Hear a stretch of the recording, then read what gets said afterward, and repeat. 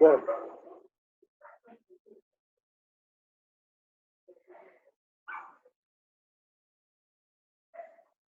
vamos continuar. Essa característica, pessoal, então, da água,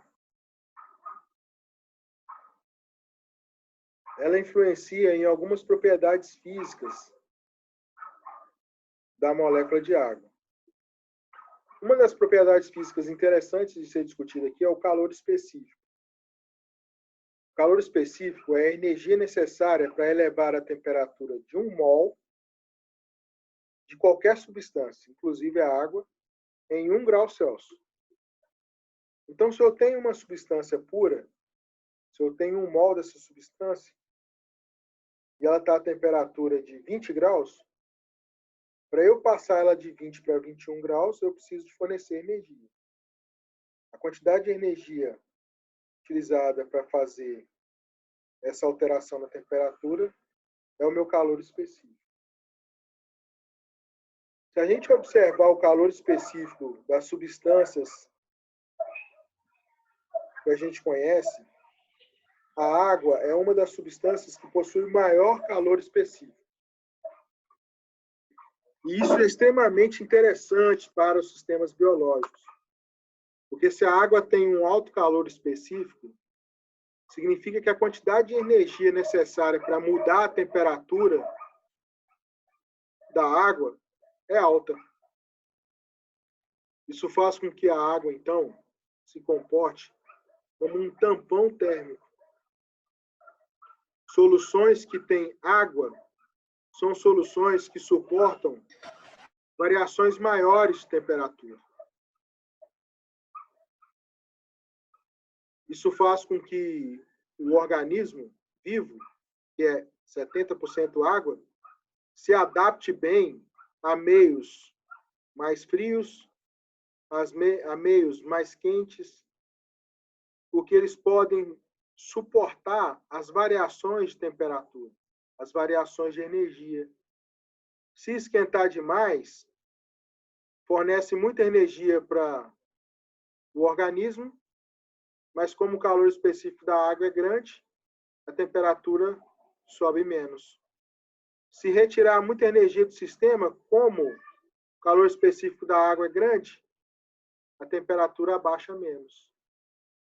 Então, o alto calor específico da água faz com que ela se comporte como um tampão térmico e suporte as variações de calor do ambiente. O calor específico, ele possui 2 desdobramentos, que é o calor de fusão e o calor de vaporização. O calor de fusão é a quantidade de energia necessária para passar 1 mol da substância do estado sólido para o líquido. E o calor de vaporização é a quantidade de energia para passar 1 mol do estado líquido para o estado gasoso. Se a água possui um dos maiores calores específicos, ela continua tendo o maior calor de fusão e o maior calor de vaporização.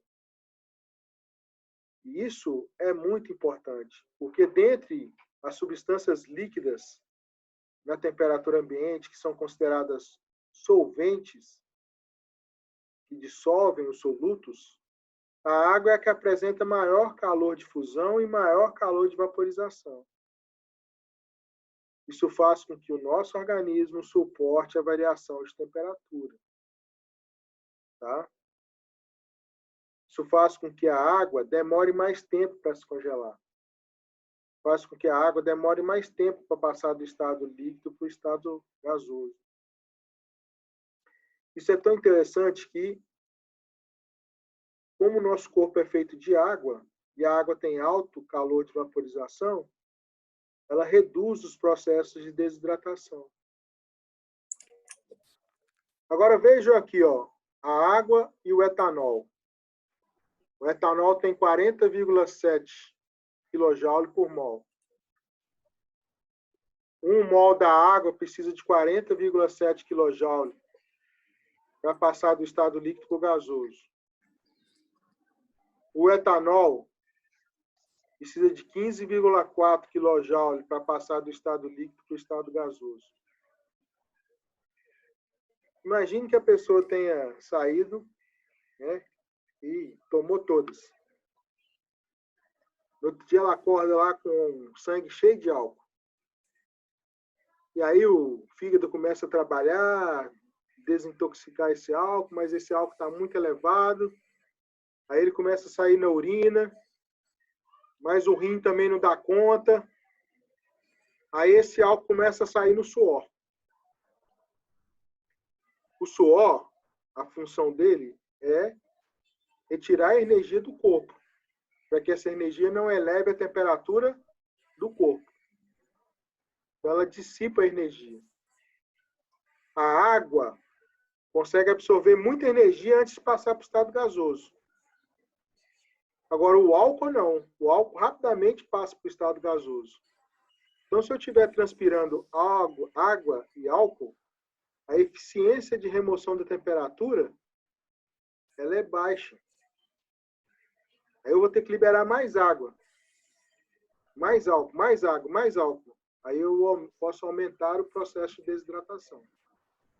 Porque eu vou transpirar mais para compensar o baixo calor de vaporização do etanol. Tá?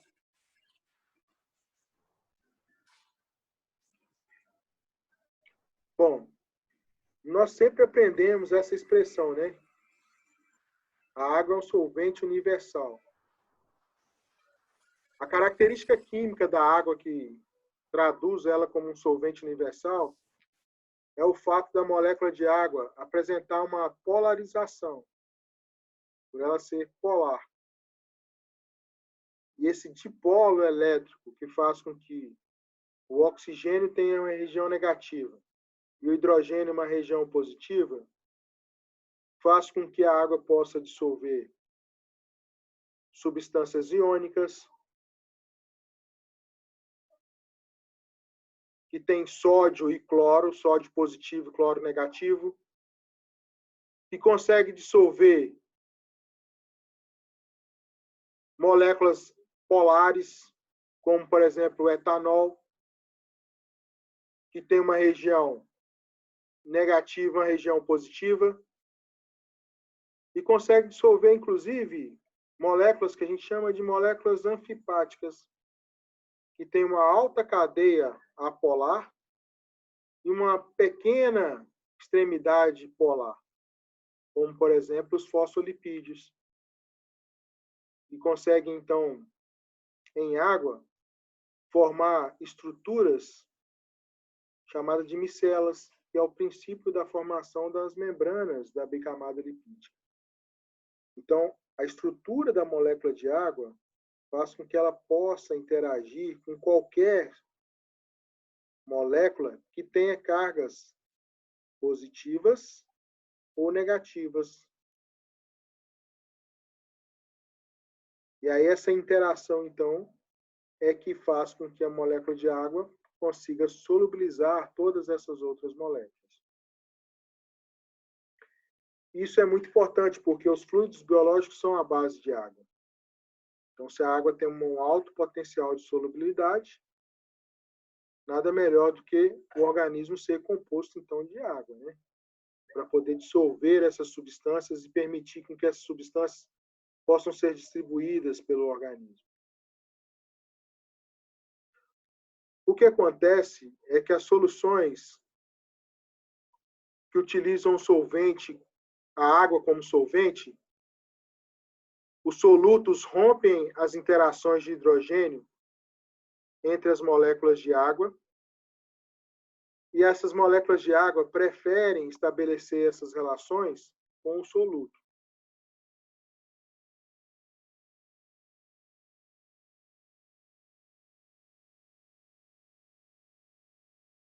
Bom, Pétria, você me fez uma pergunta aqui que me bateu uma curiosidade agora. Se a água micelar é a que contém micelas. Eu vou dar uma checada nessa informação, porque eu não sei. Eu já vi ali no banheiro um frasco com água micelar, mas não tive curiosidade de ver, não. Eu posso dar uma checada e dizer para vocês depois. Micela, nesse caso anterior aqui, é a estrutura que se forma quando eu tenho moléculas anfipáticas. Elas tendem a estruturar a sua parte que interage com a água para ficar em contato com a água aqui em volta da micela, e o seu interior não tem molécula de água. A água é expulsa desse interior, que é um interior hidrofóbico. É o que acontece aqui na bicamada. Essa região ela interage com a água do espaço extracelular e do espaço intracelular, e essa região aqui é uma região altamente hidrofóbica. Tá?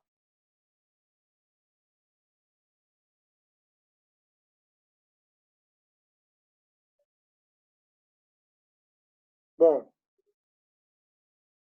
então nas soluções aquosas, pessoal, o soluto ele tem uma capacidade de romper as interações de hidrogênio entre as moléculas de água.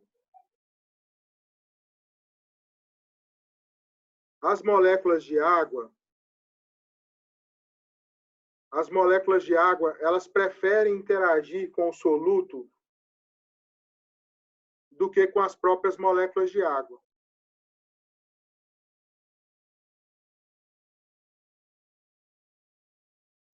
Ótimo.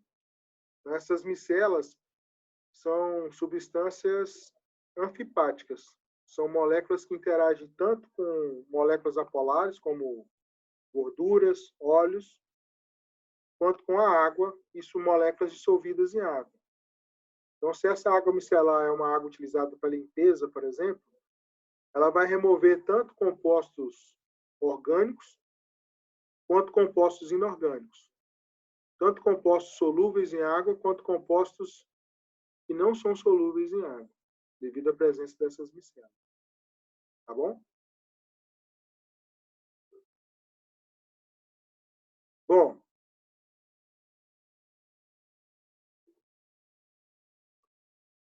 as soluções aquosas, então, a molécula de água, pessoal, é uma molécula extremamente... ela prefere sempre fazer interações com outras substâncias do que com a própria molécula de água. Então, se ela está interagindo entre as moléculas de água e aparece uma outra substância, ela se desliga da molécula de água e passa a se ligar com essa substância.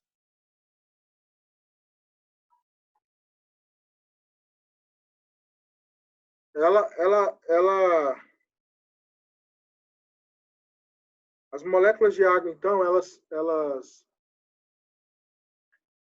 desfazem essas interações de hidrogênio e modificam as suas características, alterando a pressão de vapor, o ponto de fusão, o ponto de ebulição e a pressão osmótica. Essas alterações nessas características físicas da água são chamadas de propriedades coligativas. E é o intuito que a gente vai estudar, então, na aula de hoje e na próxima aula. Essas propriedades elas são coligativas porque elas são frutos da coligação do soluto com o solvente. E o soluto, ao interagir com o solvente, ele altera, então, essas propriedades físicas relacionadas com as mudanças de fase. Essas propriedades alteradas, elas dão origem a 4 propriedades: a tonoscopia, a ebulioscopia, a crioscopia e a osmoscopia. A tonoscopia é o estudo da pressão de vapor. É a pressão parcial exercida pelos vapores de um líquido que saturam a atmosfera de qualquer outro meio gasoso. Então, preste atenção aqui do lado esquerdo desse slide. Se eu tenho um líquido dentro de um recipiente e tiver aqui a coluna de outro líquido, eu posso medir a variação da altura dessa coluna e vai ser um indicativo para mim de pressão. Então, esse líquido que está aqui dentro, quando ele começa a ser aquecido, se eu fornecer energia a ele, essas moléculas começam a vibrar e a empurrar esse líquido, fazendo com que ele aumente a altura. Esse aumento da altura aqui, ele é proporcional ao aumento da pressão, fazendo com que, então, os líquidos, ao aumentarem a sua temperatura, eles aumentem a pressão. Essa pressão ela vai ser aumentada aqui até que essa região aqui ela se sature de moléculas de vapor. E essa saturação aqui de moléculas do vapor, elas indicam, então, a pressão máxima de vapor desse sistema. É o mesmo que acontece quando eu pego, por exemplo, uma garrafa e ela não é totalmente cheia. O líquido ele vai começar a passar do estado líquido para o estado gasoso, e as moléculas do estado gasoso vão fazer uma pressão sobre o líquido e o líquido sobre a molécula gasosa. Quando essas pressões se equipararem, eu tenho a pressão máxima de vapor aqui. E essa pressão, ela não se altera com relação ao volume do líquido. Ela é a mesma, tá? E ela é chamada, então, de pressão máxima de vapor.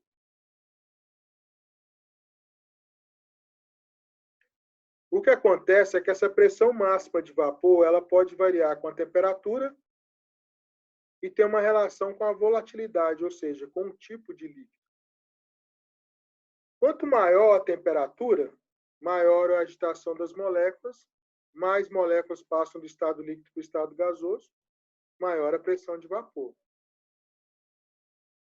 Agora, quando eu considero isso para uma mesma pressão. Então, para uma mesma pressão, eu posso ter diferentes substâncias que vão atingir essa mesma pressão de vapor em diferentes temperaturas. Então, se eu observar nesse gráfico aqui, eu tenho pressão de vapor versus temperatura. E tenho 5 substâncias diferentes. Para atingir uma pressão de 300 milímetros de Hg, a substância 1 precisa só de uma temperatura menor que 20 graus. Para atingir uma pressão de vapor de 300, a substância 2 precisa de uma temperatura em torno de 30 graus. Para a mesma pressão, a substância 3 precisa de uma temperatura um pouco mais elevada. A substância 4, uma temperatura mais elevada, e a substância 5, mais elevada ainda.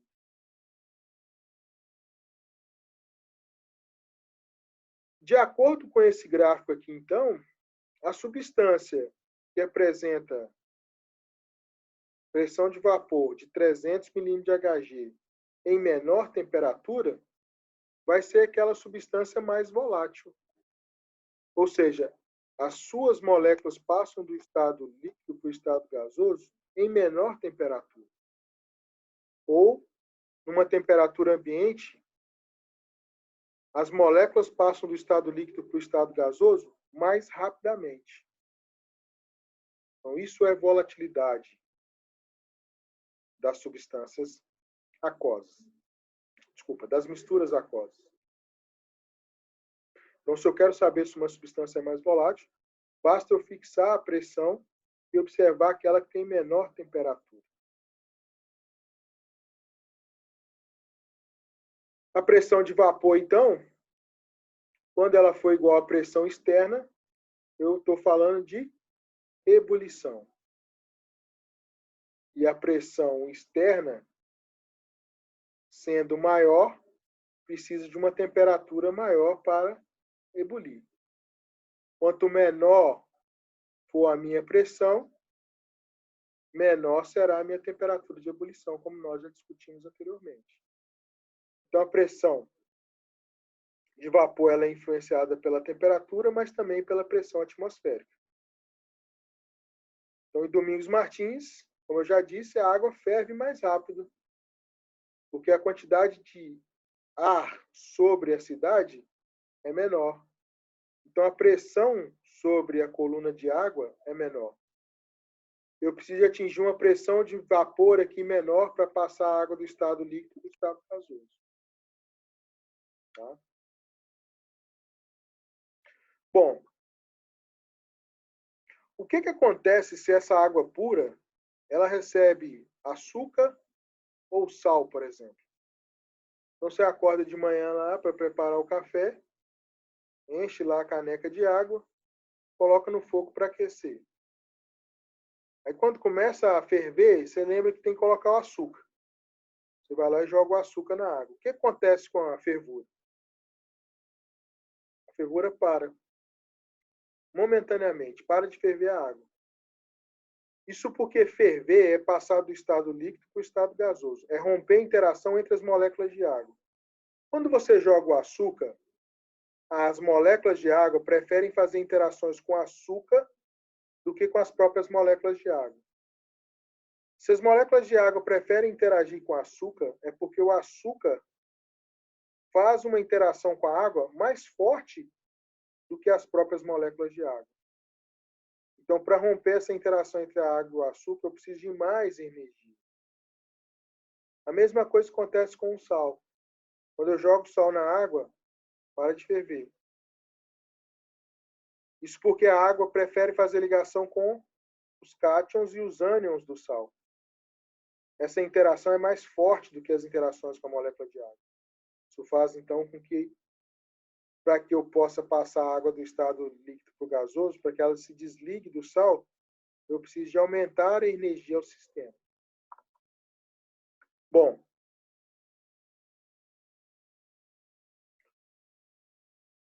se eu pegar, então, uma água pura e colocar ela a 30 graus, as moléculas vão começar a vaporizar e vão promover uma pressão aqui nesse êmbolo, que vai ser registrado aqui igual a 4,2 kPa. Se ao invés de usar água pura, eu fizer uma mistura de água com glicose, colocar 5 mol de glicose, as moléculas de água vão passar para o estado gasoso, mas vão passar a 30 graus num número muito menor, fazendo com que essa pressão de 4,2 caia para uma pressão de 4 kPa.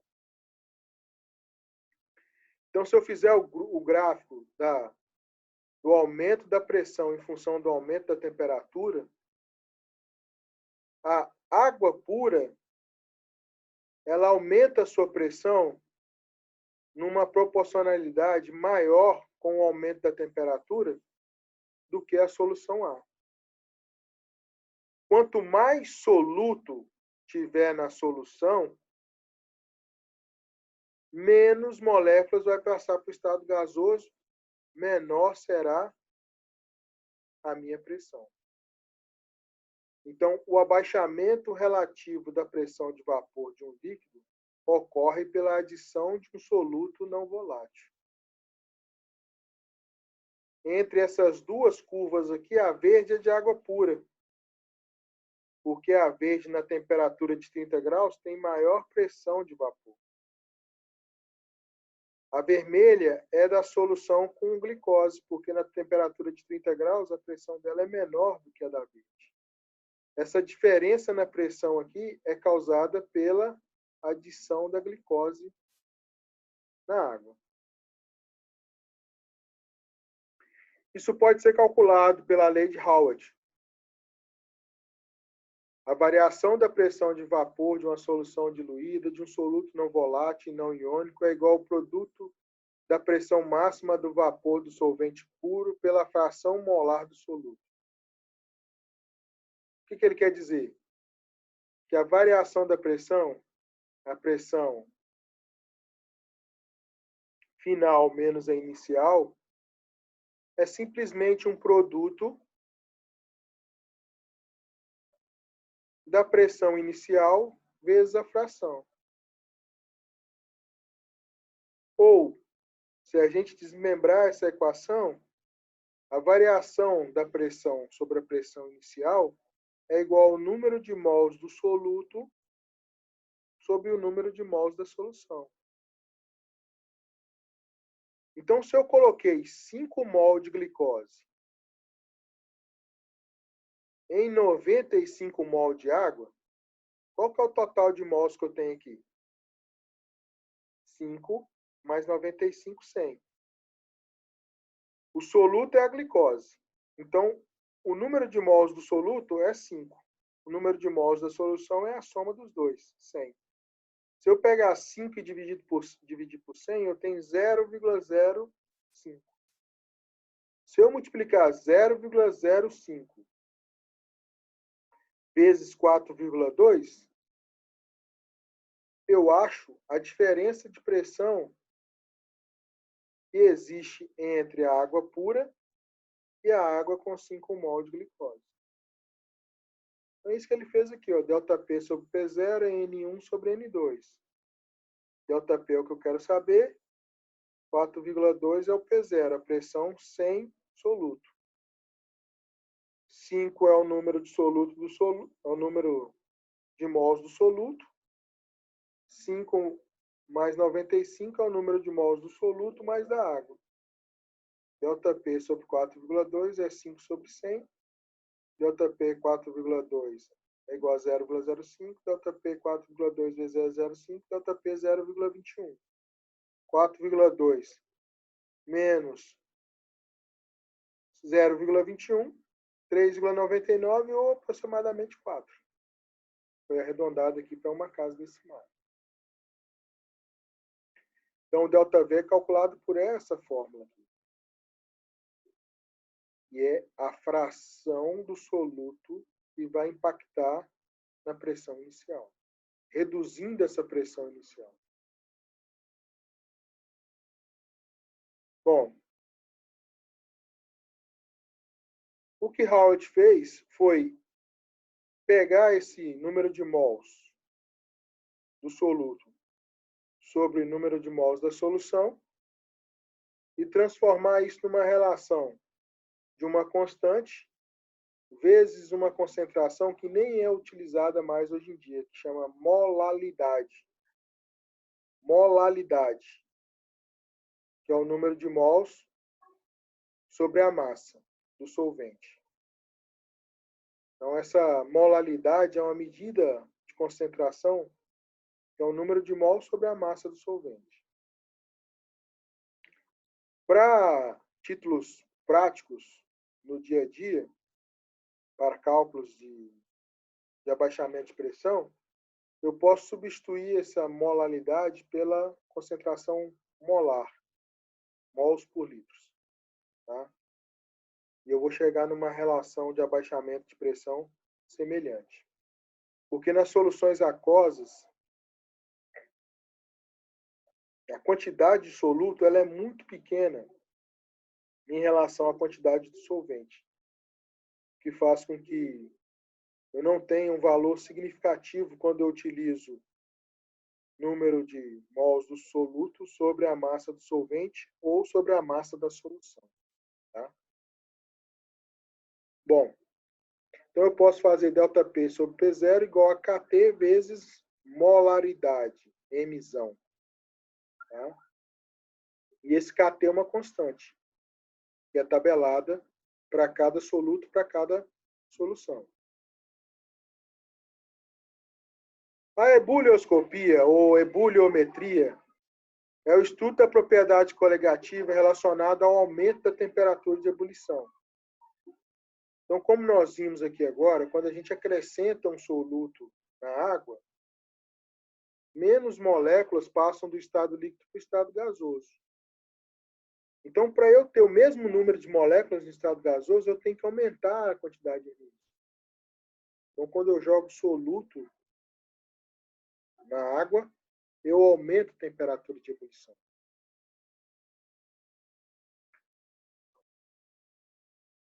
Isso faz com que o gráfico de pressão versus temperatura, numa mesma pressão, o líquido puro vai ter uma temperatura T0. E o líquido mais o soluto vai ter uma temperatura aqui maior do que a temperatura T inicial, T0. Essa variação entre essas duas temperaturas é chamada, então, de efeito ebolioscópico. Ebolioscopia. Tá? Assim como a pressão de vapor pode ser calculada, a variação da temperatura de ebulição também pode ser calculada. Uma relação entre constante ebulioscópica de cada substância versus a sua concentração molar, que pode ser substituída pela molaridade, emisão. Quanto mais o líquido vai evaporando, olha que interessante. Se eu tenho uma solução com soluto, à medida que o solvente vai evaporando, essa solução ela tende a ficar mais concentrada. Se ela fica mais concentrada, a temperatura para evaporar essa água tem que ser ainda maior. Então, eu potencializo o efeito ebulioscópico, aumentando a temperatura de ebulição. Tá? Então, o efeito ebulioscópico ele é potencializado pela própria evaporação do solvente e aumenta a concentração do soluto. Outra propriedade coligativa é a crioscopia. A crioscopia é a propriedade coligativa relacionada com o abaixamento da temperatura de congelamento pela adição do soluto não volátil. Isso a gente consegue perceber muito bem no nosso dia a dia. Se eu pegar uma água e colocar no congelador, ela irá congelar a 0 grau. Mas se eu colocar, por exemplo, uma cerveja que tem, além da água, outras moléculas dissolvidas em maior quantidade, ela só vai congelar a -2, -3 graus. Ou até -5 graus, dependendo da cerveja.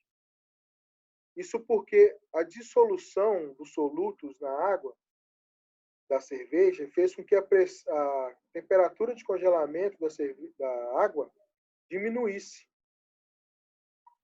para -2, -3, até -5 graus.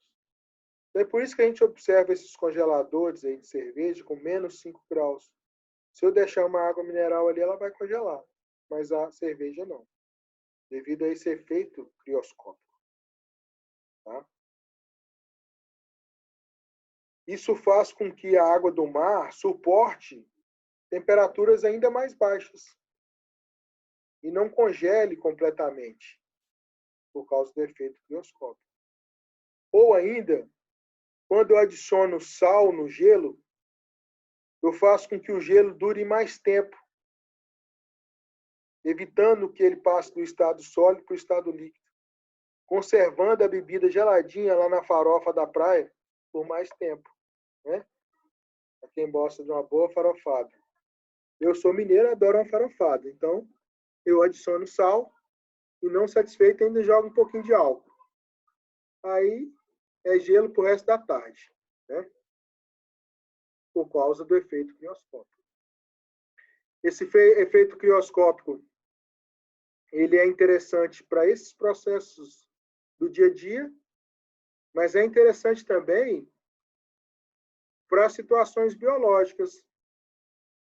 Alguns organismos vivos, por exemplo, como uma borboleta, uma espécie de borboleta que habita regiões muito frias, ela produz uma maior quantidade de gordura nos líquidos de preenchimento dela, fazendo com que ela suporte maiores variações de temperatura e não congele. Né? Isso é extremamente adaptável, fazendo com que, então, os líquidos eles suportem maiores variações de temperatura. Da mesma forma, eu também posso fazer esse cálculo. A variação da temperatura de congelamento é função de uma constante vezes a sua concentração. Tá? Bom, a última propriedade é a osmoscopia, que é o estudo da pressão osmótica. A pressão osmótica é a pressão estabelecida entre dois líquidos com concentrações diferentes.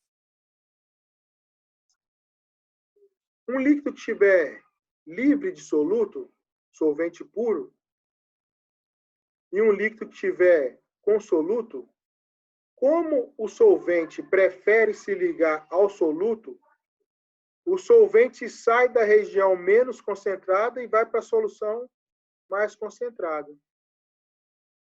Então, toda vez que eu tiver uma separação semipermeável de um meio menos concentrado para um meio mais concentrado, esse solvente migra do meio menos para o meio mais concentrado. E aí, ao migrar do meio menos para o mais concentrado, ele promove a diluição do mais concentrado.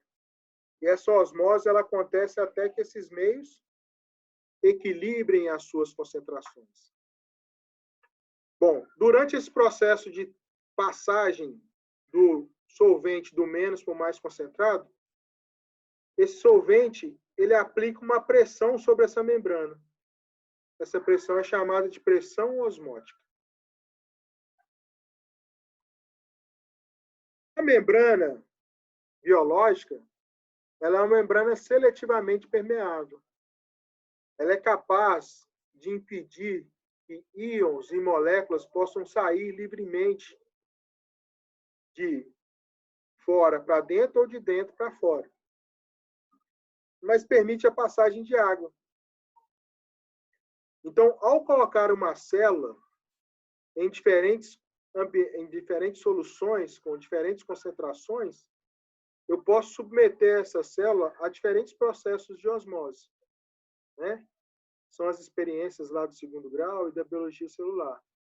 Se eu mergulhar a célula numa solução de mesma concentração do seu interior, não acontece nada. A quantidade de água que entra e a quantidade de água que sai é a mesma, porque a pressão osmótica é a mesma.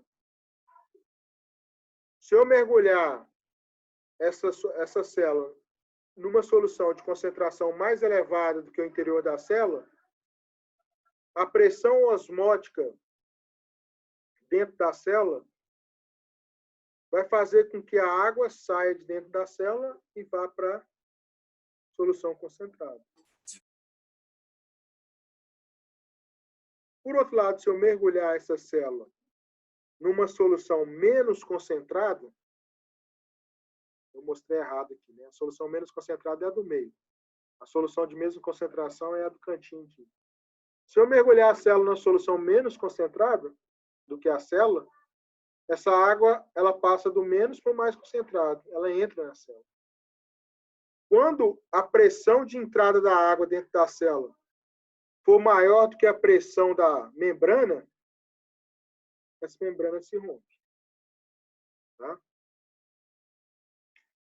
Então, as retenções de líquidos no tecido, a retenção de líquido nos vasos sanguíneos, a retenção de líquido nos vasos linfáticos, está tudo relacionado com concentração de substância, com efeito osmótico.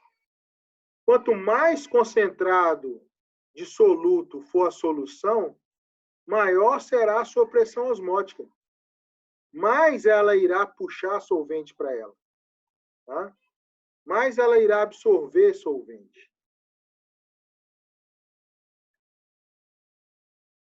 Então, a pressão osmótica é a pressão que é medida quando esse solvente passa do ambiente de menor para maior concentração. E essa pressão ela é proporcional à quantidade desse solvente. Quanto maior a quantidade de solvente, maior será essa pressão. Bom, o que pode acontecer é um fenômeno chamado de pressão de osmose reversa. A osmose reversa é um processo físico que é utilizado, inclusive, em processos de ultrafiltração, nanofiltração e dessalinização. Então, se eu pego, por exemplo, uma água doce do rio e uma água do mar, e separo essas duas águas por uma membrana, a água do mar tende a aumentar o volume, porque a água passa da água doce para a água salgada. Mas se eu separar esses dois ambientes por uma membrana e submeter uma pressão